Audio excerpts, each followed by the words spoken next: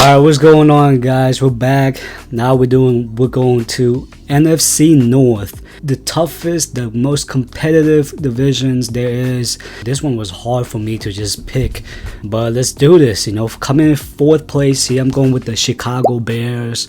I think they will go 7-10. Big improvement from last year, I would say.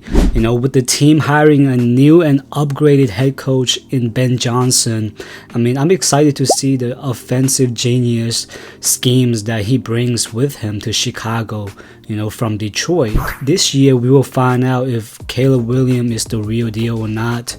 Last year, a lot of people kind of give him a pass, for being horrible.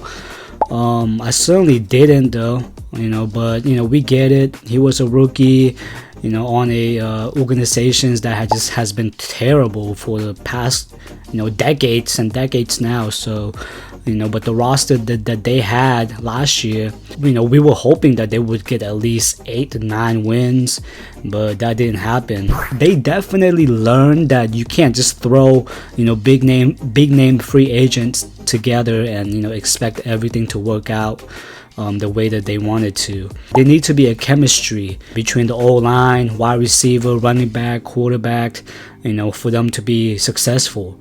Not saying it was all Caleb Williams' fault, but because the O-line was horrible last year, and I think he was sacked the most in the NFL, and the defense was let down in several games, including the one that the Jaden Daniels threw the Hail Mary at the end of the games. That really destroyed their confidence as a team. So play calling was questionable at times. I get it, and that's why they went to hire Ben in the offseason. They hoping to change that. Coming into this season, I like that they trade for Joe Tooney and Grady Jarrett.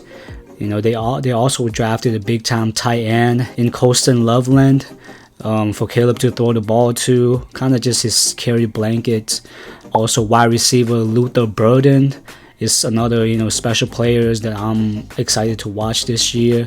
He kind of remind me of a little bit of Odell Beckham Jr., OBJ, with his quickness and the ability to catch.